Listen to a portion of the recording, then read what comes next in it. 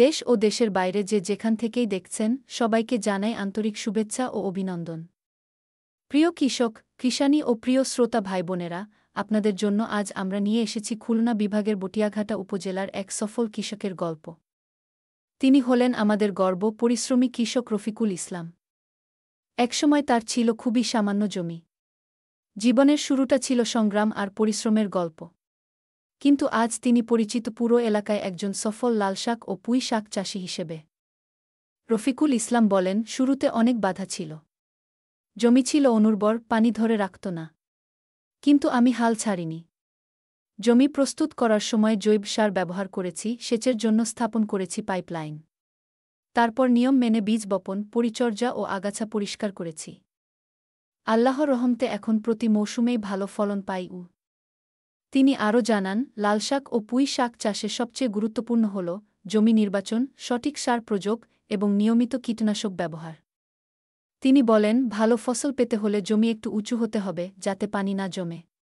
প্রতিদিন সকালে গাছের পাতায় পানি দিতে হয়, আর সপ্তাহে একবার করে জৈব সার দিলে গাছ সতেজ থাকে।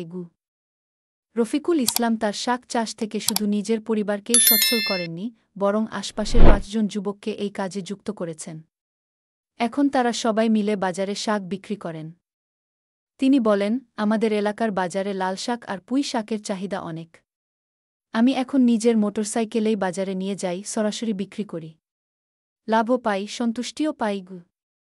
প্রিয় দর্শক, এই ভিডিওর উদ্দেশ্য শুধুমাত্র একটি কৃষকের গল্প শোনানো নয়, বরং আপনাদের অনুপ্রাণিত করা।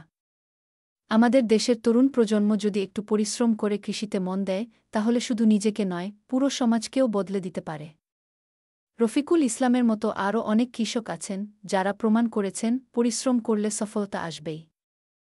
জমি প্রস্তুত করা থেকে শুরু করে বীজ রোপণ, কীটনাশক ব্যবস্থাপনা, পরিচর্যা আর বাজারজাতকরণ, সব কিছুই তিনি নিয়ম মেনে করেন। তার মতো কৃষকদের হাত ধরেই এগিয়ে যাচ্ছে বাংলাদেশের কৃষি, বাড়ছে খাদ্য উৎপাদন, আর জেগে উঠছে তরুণ উদ্যোক্তাদের নতুন আশার আলো। তাই প্রিয় ভাইবোনেরা, যদি আপনার একটু জমি থাকে, চেষ্টা করুন কিছু একটা চাষ করতে। হোক তা লাল শাক, পুঁই শাক বা অন্য কোনো সবজি, সঠিক পদ্ধতি মেনে চাষ করলে ফলন ভালো হবে, লাভও পাবেন নিশ্চিতভাবে। দেশ ও দেশের বাইরে যারা আমাদের এই ভিডিও দেখছেন, আপনাদের সবাইকে জানাই আবারও আন্তরিক শুভেচ্ছা ও অভিনন্দন। ভিডিওটি ভালো লাগলে অবশ্যই লাইক, কমেন্ট ও শেয়ার করুন এবং আমাদের বিকে বাংলা কৃষকের গল্প ইউটিউব চ্যানেলটি সাবস্ক্রাইব করুন।